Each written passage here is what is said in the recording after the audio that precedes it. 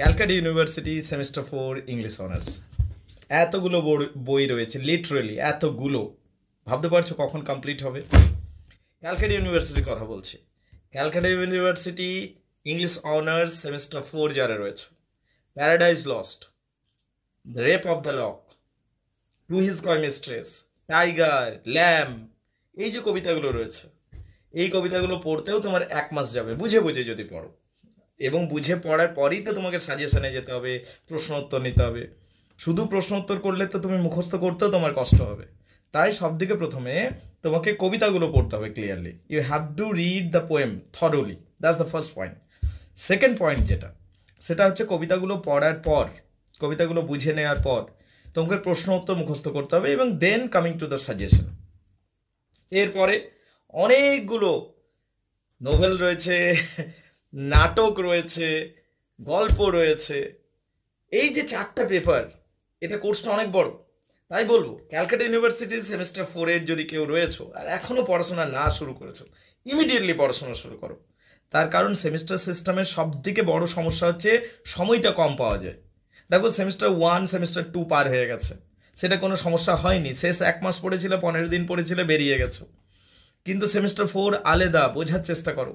Semester 1 semester 2 এর মতো নয়। সেমিস্টার 4 ব্যাপারটা আলাদা। সেমিস্টার 4-এ তুমি যদি প্রথম থেকে না পড়ো, এটা কিন্তু বড় সড়ো সমস্যা তৈরি করে দেবে তোমার জন্য।